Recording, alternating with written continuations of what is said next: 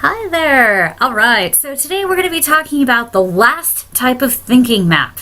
I know you're like, are we done yet? We've done 7 thinking maps. Guess what? This is the last one! Okay, so you guys, today we're going to talk about bridge maps. Now, bridge maps are the map that I found the most confusing at first, but I'm getting more comfortable with them as I use them more and more, and I think you will too. A bridge map is a way of showing the process of relating concepts, otherwise known as analogies. Wait, you thought that was just something they threw in at the end of language arts tests that you could just kind of ignore? Nah.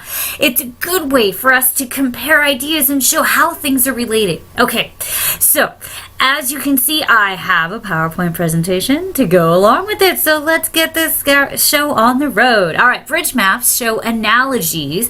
That means that they show how things are related. So let's get started taking a look at our bridge maps. Okay, so here I've got a page of notes that I found on bridge maps. Now, I think this is helpful.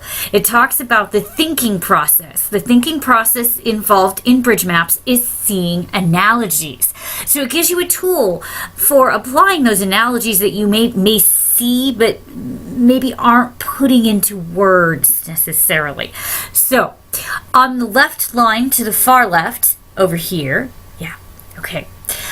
is where we put the similar phrase that connects all of our ideas. So we call that similar phrase the relating factor. You can see here it says RF on there. Okay, so we start with that relating factor. What's going to tie my ideas together? What's going to bridge the gap between all of the ideas? Oh, wow, we just figured out where the bridge thing comes in, huh? Yeah, we got it. Okay, all right. So the relating factor is written down over here, and now on yours you may choose to put your relating factor in another place, but that's generally where we put it. Okay.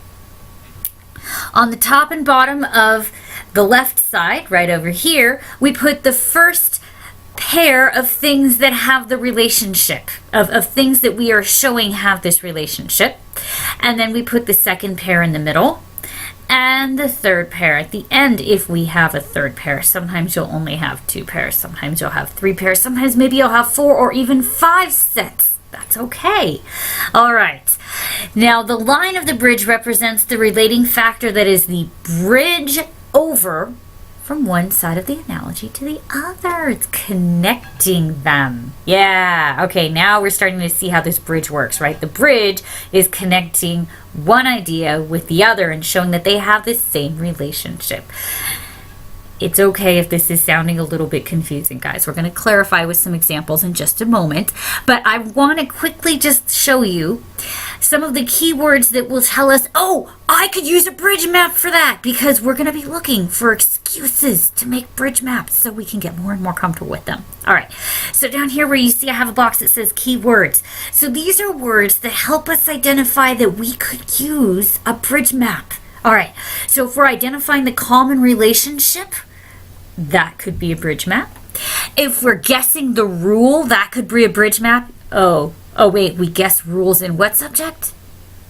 Often in math, right? Yeah, so this is a concept we might use to help us show our thought process in math class. Oh my God, something else we can use in math? Oh boy. All right. Also, we can use this to interpret symbols. That's something you see more often in your reading. For those of us who are reading novels or stories, often they use symbolism, and this map can help us show that we understand the symbols in the stories we're reading. Oh, yay! All right. Okay. Also, if it asks about correspondence or correlation, that's another chance. Ratios, allegories, similes, and metaphors, my absolute favorites. Love similes and metaphors. And also things that are parallel, showing that things are parallel. Okay, ladies and gentlemen, now that I've confused you, let's jump into the next slide because I want to hopefully clarify this more. Don't worry, we got more. Okay, so the relating factor tells how the things are related and helps to bridge the ideas, as I said before. So I'm going to show you, this is an example of a kindergarten bridge map. You can see that they've used pictures. That is fine. Okay, so let's take a look. The relating factor is gives. So we would read this map, rain gives water as sun gives light. So we're showing how the rain and the sun are related. Okay, so we've linked the concepts now of rain giving water and sun giving light. So the relating factor is that they give. Yeah. Okay. So I'm going to show you some more. Let's take another look here. Okay, here's another one. You can see the relating factor on this one is written right into our bridge. The relating factor is rhymes with. So fish rhymes with dish.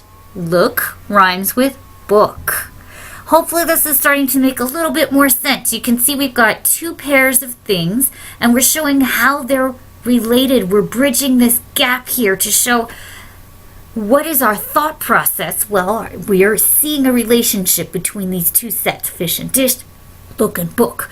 The relationship we can see is that both sets of words rhyme. Excellent. And so that's what that relating factor means. Now I'm going to throw something new at you. Watch out, curveball coming. Okay, we need to be sure that just like all of our other thinking maps, we include a frame of reference on our map. Now your frame of reference on this map may not necessarily be just where did you learn this information. There can be more to your frame of reference and probably will be on a map like this. So let me show you this map. This is a set of bridge maps, and you can see here it asks the question, is there a Spanish word that looks the same? That is our relating factor. So we would read it, is there a Spanish look timid? Is there a Spanish word that looks the same? Tímido. Oh. And then here we would say content. Is there a Spanish word that looks the same? Contento. Very nice. Okay. Now, if you look over here, you can see this is not our relating factor. This is our frame of reference, and it is telling us, what am I talking about? Okay, so it has this word cognates. That is what we are talking about in this set of maps. And for those of us who don't have a foreign language, that's okay. The word cognate just means words that sound and look alike and have similar meanings in more than one language. So you can see that's absolutely what this map is about, right?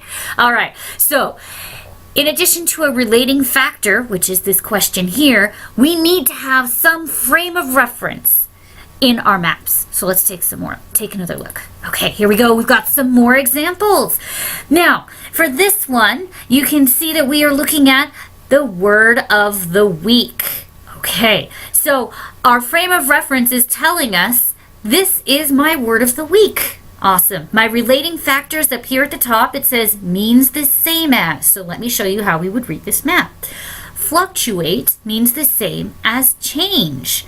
As lethargic means the same as lazy.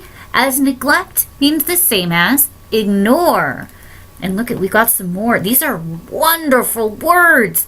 Writers out there, we got some great words. Let's see if we can use them in our writing this week. Extra credit to anyone who uses one of these words in their writing this week. Miss Bearden's throwing you a bone. Extra credit. Go for it. All right, I look forward to seeing some of these words. Let's look at the last few words here. All right, so sporadic means the same as random. As aloof means the same as distant. As candid means the same as honest. All right, hopefully you guys are getting a pretty good idea of how to tell me what your relating factor is, how to show me what is your frame of reference, and how to read the map. One more example. Here we go, guys. Okay, look, you can see it's clearly labeled bridge map. I like it. So my frame of reference is this is a bridge map. Okay, and there's even more in my frame of reference. If you look down at the bottom, I have some important questions I am trying to answer with this map, and that is also part of my frame of reference. So if you look, it says, why is it important? We will understand where we live. So that is my frame of reference. I'm trying to get a greater understanding of where I live. Okay, now let's look at my bridge map. My relating factor says blank is the name of our blank. So let's read it. Earth is the name of our planet, as continent is the name of North America, as country is the name of our USA. I think the "our" kind of gets awkward. Sorry, guys. State is the name of California. City is the name of San Jose. Street is the name of Dr. Kimberly. Okay. Now, Does everybody have a better idea of how bridge maps work? I'm the number 9, and I'm confused. Oh, you can't see me. I'm the number 9, and I'm confused. Tell me again, Mrs. Bearden. What is a bridge map? Okay, number 9, go back over there. Sorry, ladies and gentlemen. Sometimes these numbers just jump out of nowhere. I know, math, it's trying to get into my head. It's trying. Ugh, I'm fighting it off. All right, number 9. Just to recap, a bridge map is a map that shows how different concepts are related. It needs to include a relating factor that tells me what's the relationship? It needs to include a frame of reference that tells me, how is this important? Why? All right. Now, ladies and gentlemen, I think you've got a good idea of what a bridge map is. So get out there and start making maps. I look forward to seeing what you bring me. Have fun.